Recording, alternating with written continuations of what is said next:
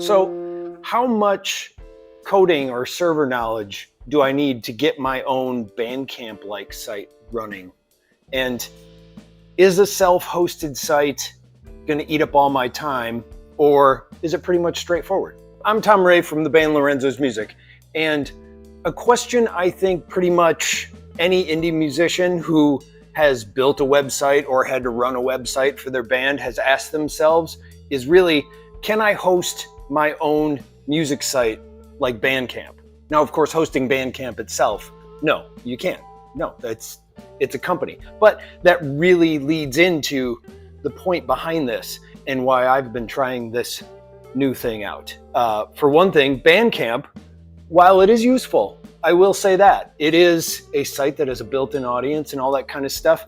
But the company itself, and that's the key word, company, in the past couple of years has changed hands several times. It's not owned by the people that created it anymore. It's been sold and bought and sold again. So really, the future is kind of uncertain for Bandcamp, which, I don't know, kind of makes me feel increasingly uncertain about just putting my music there. Recently on my podcast, I met a person by the name of Simon Rep. And Simon Rep built something that comes incredibly close to being a self-hosted Bandcamp-like site. Matter of fact, it is a self-hosted site. A bit like Bandcamp, but without the whole aspect of being like on a platform. And back then I was working just professionally a lot with static site generation, that you can follow very closely what I describe in the manual, that you have these manifests. Also that you have this very quick start, that you start off just with folders that have files and all that. Mm-hmm. And you get something that is very recognizable, also a Faircamp site, I would say. On that end, I really want to offer people an easy way to enter into it and just sort of a reliable experience. They can really say, okay, I just put in my music and what I get out is an accessible, a responsive, just something I can build on and which doesn't give me any headaches or where I have maintenance or something like this. It's called Faircamp. And the very first hurdle that pops into most musicians' heads when they hear this is how much actual coding does it take to get this thing running? It's a lot less than you'd think. So if you're watching this, you probably have some sort of tech-curious mindset, or maybe even some basic front-end coding abilities. And that really is 90% of what you need to know for creating a Faircamp site. I will say the biggest technical difficulty is actually self-hosting it, because you would have to have a server to host it on.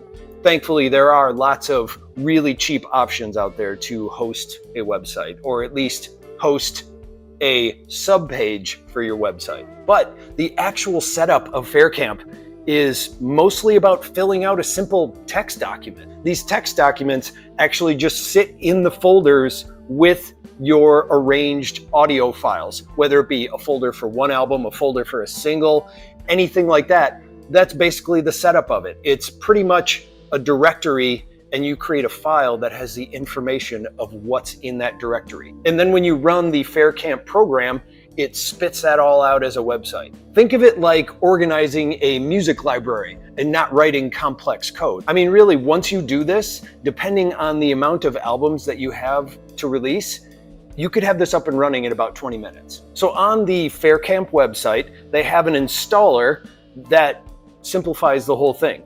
And once you get that running, you can easily create downloads of your WAV files that get turned into MP3s, OGs, FLAC, all that kind of stuff, just like with the choices you get on a Bandcamp page. And it also can connect to PayPal for payments, or it can use services like Ko-Fi, or however you pronounce that. Is it Ko-Fi?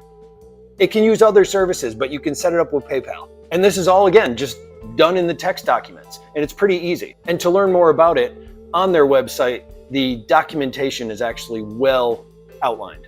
I almost said well documented, so it would have been documentation is well documented, which seems like a weird way to say it. And as I said, I actually dive deeper into this entire conversation about Faircamp on my podcast, the Lorenzo's Music Podcast. So if you want to hear more about it, you can listen to that and hear what Simon Rep has to say about the whole thing. So, do you think Faircamp is easy enough for the average musician? Let me know. Thanks a lot.